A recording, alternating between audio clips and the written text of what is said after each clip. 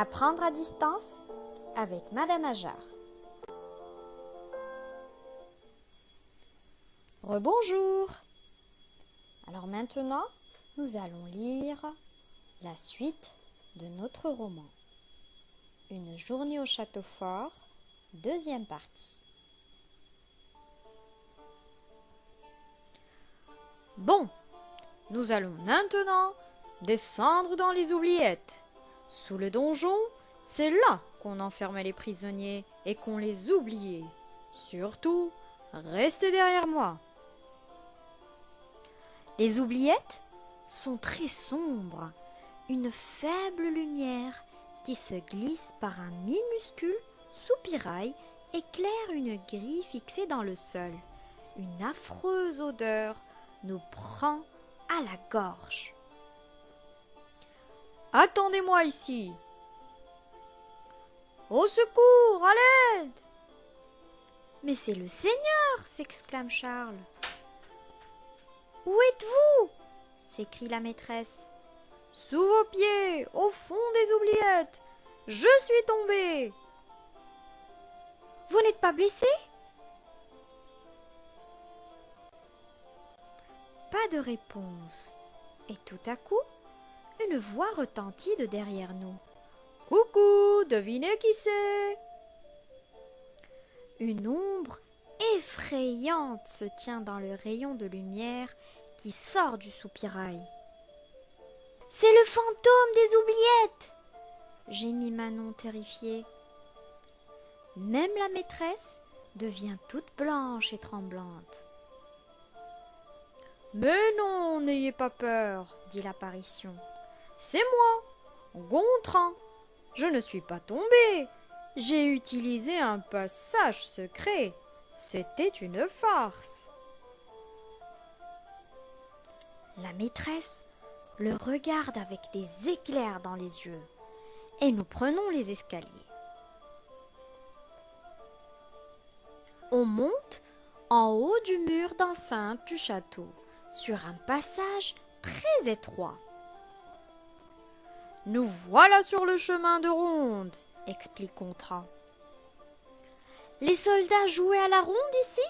Je demande. Non, ils guettent l'arrivée des ennemis. Regardez par les créneaux, comme on voit loin. On s'approche tous.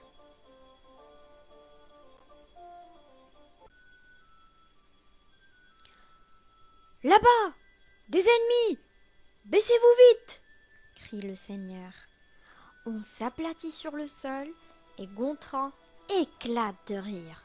C'était une fausse alerte, mais la maîtresse n'a pas l'air de trouver ça drôle. Hé! S'étonne Charles. Il y a des trous ici! Ce sont des mâchicoulis. Ils servaient à jeter toutes sortes de choses sur les ennemis qui attaquaient le château. Des pierres, de l'eau bouillante. Si vous voulez, je peux faire une démonstration. La maîtresse propose qu'on redescende plutôt. Si vous voulez bien me suivre, je vais vous montrer une machine étonnante.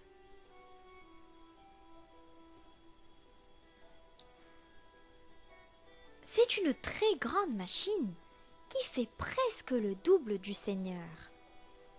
Et voici une catapulte, nous dit Gontran. Cette machine servait à lancer des pierres pour détruire les murailles des châteaux ennemis. La maîtresse pose son cartable et nous fait reculer le plus loin possible.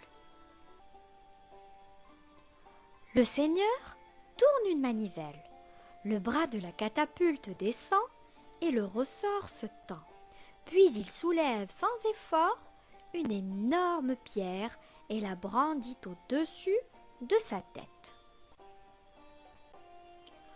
Lancer une vraie pierre serait trop dangereux. Celle-ci est en plastique, bien sûr. Il la place dans la cuillère qui se trouve au bout du bras. Il tire sur le levier et le bras se projette en avant et envoie la pierre au loin. Quand on remonte dans le car, on est drôlement content. On a vraiment eu l'impression d'être au Moyen Âge. Seule la maîtresse a l'air un peu fatiguée. En arrivant à l'école, Aziz se penche vers moi, les yeux brillants. Vivement la semaine prochaine, on visite une grotte et on pourra jouer aux hommes préhistoriques.